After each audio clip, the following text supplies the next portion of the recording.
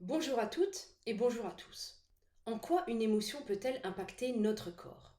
Eh bien, une émotion peut très bien se loger dans le corps au niveau d'un organe, d'une articulation, d'une vertèbre, d'un tissu, d'un ligament, d'un tendon ou encore d'un muscle. Je vais vous donner un exemple. Au cours d'une séance, je détecte par exemple que le grand pectoral claviculaire présente une faiblesse. Comment je détecte ça?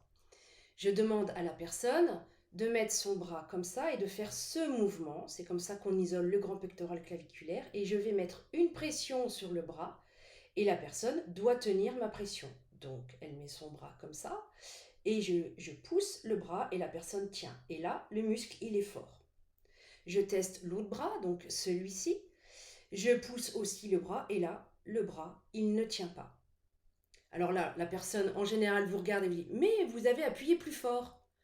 Non, pas du tout. Alors je reteste pour bien lui montrer que je n'ai pas mis une pression plus forte. Je reteste celui-ci, je reteste ensuite celui-là, et là elle serre les dents, elle est hyper concentrée, mais il n'y a rien à faire, le bras il fait bouh, c'est du vrai chamallow.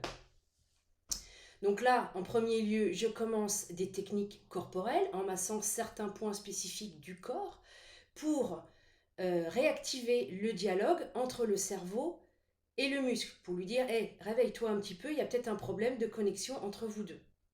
Je vérifie ensuite le muscle, je reteste. Ah, il tient un peu mieux, mais c'est pas encore ça, il déverrouille encore.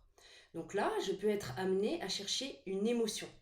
Alors ça peut être de la tristesse, de la colère, une dévalorisation suite à un événement vécu. Donc je travaille avec la personne pour libérer cette charge émotionnelle avec diverses techniques et ensuite je vérifie le muscle. Et là, le bras, il tient. Et je peux appuyer de toutes mes forces, la personne arrivera à tenir. C'est donc bien qu'une émotion peut se loger dans le corps. N'oubliez pas que le corps est un vrai mikado, c'est une histoire d'équilibre. Si c'est bancal d'un côté, ça va impacter une autre partie du corps. Une faiblesse d'un muscle peut très bien vous provoquer une douleur au genou. Et votre état émotionnel a un fort impact sur votre corps. C'est pour ça aussi que l'on dit que la kinésiologie est une méthode psychocorporelle, puisqu'on agit et sur le corps et sur l'émotionnel. J'espère que mes explications vous ont plu. N'hésitez pas à liker, partager ou laisser encore des commentaires, ou encore visiter mon site santékinésio.com.